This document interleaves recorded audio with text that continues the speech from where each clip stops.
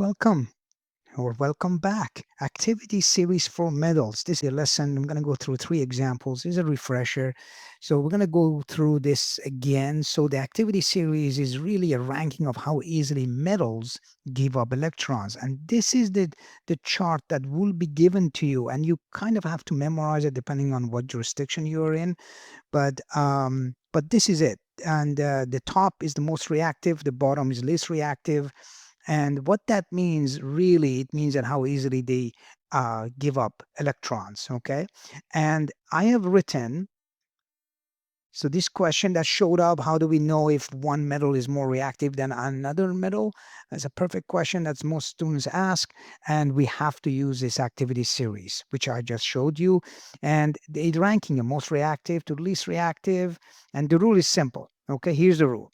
A metal can replace or kick out another metal that is below it on the activity series. It cannot replace a metal that is above it. Simple as that. You remember this rule, you will never get it wrong. Okay. And why does it work? Exactly like that. Lose electrons more easily and then form positive ions more rapidly and want to oxidize and are stronger in reducing agents. And the last two is for your chemistry 12 students that, or you will have to learn about these two terminologies. But you don't have to worry about that right now.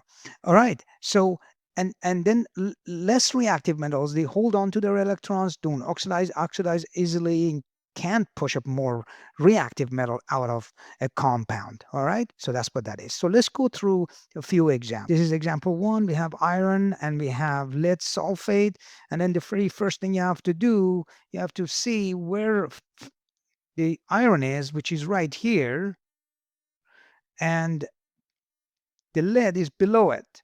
So it can replace it. So that means I could have the single replacement reaction, which end up being FeSO₄ plus, okay?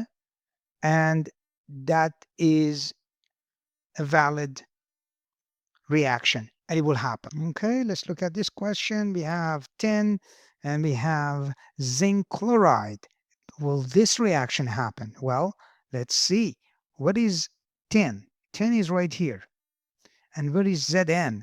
Zn is above it. That means going the other way. And according to the rule, it can never replace a metal that is above it. So this guy, there is no reaction. Okay, no reaction for these two compounds. Okay, let's look at another example. Okay, let's see if this reaction will happen. All right, we have zinc and we have copper sulfate. Will that work? Well, let's see. Where is zinc? Zinc is right there. Where is copper? Copper is below zinc, so it's coming down. That means that it can replace it. It's more reactive. So we can rewrite this as ZnSO₄ plus copper. Okay, so this does work.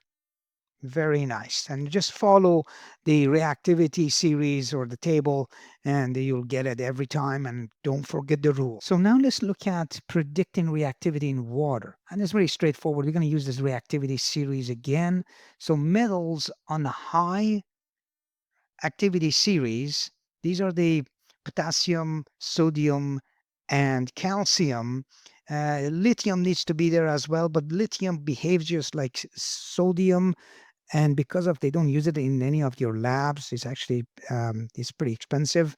And not only that, it's not as stable for the storage and all that stuff. That's why they don't use them. They react with water. So if you look at it, most reactives, these three on top right there, they react very quickly with water. It's actually explosive, and I'm sure that you've seen that in your lab. So the basic rule is that if you look at the hydrogen, so where is hydrogen? Hydrogen is right here. Okay. Now, all the metals above hydrogen, they react with water. And any metals below, so they top react, the bottom, there is no reaction. And any metals below hydrogen, they do not react with water at all. And look at the calcium and plus water. Well, that reacts. That's okay. Well, look at copper plus water. Look at that one. No reaction. Copper is below right here is below hydrogen, therefore there is no reaction there. And then I can write up another one. How about silver plus water? There is no reaction as well. Okay, simple as that. That's the rule that you have to remember. And if you remember it correctly, you can apply it every time. You do need to either memorize the reactivity series or you have to use it if it's given to you. All right. But you go down, gold, silver, copper, none of those in the bottom right here, they react at all. There's no reaction. Okay, so that's how you know the reactivity in water for alkali metals. Now, a couple of things to remember. Number one is that you may say, well, I have seen silver spoons and plates and stuff like that in household items. They are kind of tarnishing and they go kind of bit dark. Well, that is actually not reacting with water. That's actually reacting with other gas in the atmosphere. For example, hydrogen sulfide. This H2S right here, that's part of the gases that are in the atmosphere that can react with sulfur and then create that tarnish black film on top of silver that comes off when you do some polishing, and then there's a varnish to that that you can use.